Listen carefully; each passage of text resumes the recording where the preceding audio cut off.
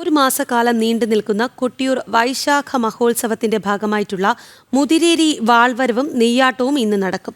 പരാശക്തിയുടെ വാൾ വയനാട്ടിലെ മുതിരേരിക്കാവിൽ നിന്നും എഴുന്നള്ളിച്ച് ഞായറാഴ്ച സന്ധ്യയോടെ ഇക്കരെ കൊട്ടിയൂർ ക്ഷേത്രത്തിൽ എത്തിച്ചേരും. തുടർന്നാണ് നെയ്യാട്ടത്തിന്റെ ചടങ്ങുകൾ ആരംഭിക്കുക.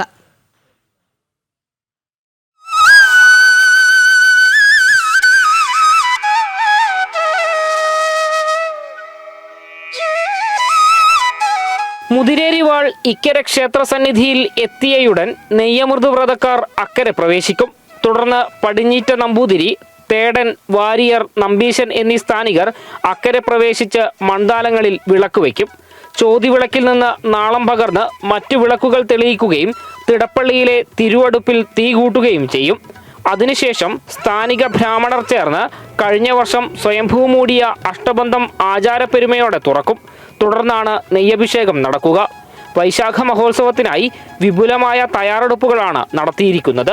കൊട്ടിയൂർ ദേവസ്വം നല്ല ഒരുക്കങ്ങളാണ് ഭക്തജനങ്ങൾക്ക് വേണ്ടി ഇവിടെ ചെയ്തിരിക്കുന്നത്.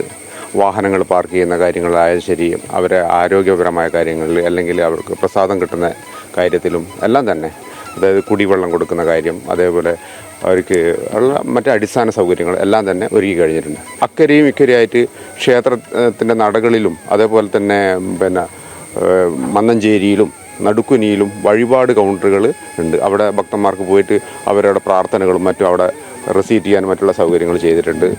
അന്നദാനത്തിന് അക്കരെ ദേവസ്വത്തിൻ്റെ വക അക്കരയും ഇക്കരെ ക്ഷേത്ര നടയുടെ സൈഡിലായിട്ടും അന്നദാനം കൊടുക്കാൻ വേണ്ടിയിട്ടുള്ള സൗകര്യങ്ങൾ ഏർപ്പാട് ചെയ്തിട്ടുണ്ട്.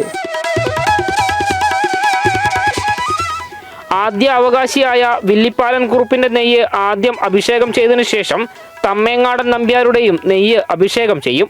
ഉത്സവത്തിന്റെ സുപ്രധാന ചടങ്ങായ ഭണ്ഡാരം എഴുന്നള്ളത്ത് നാളെ നടക്കും. ജനം, കൊട്ടിയൂർ.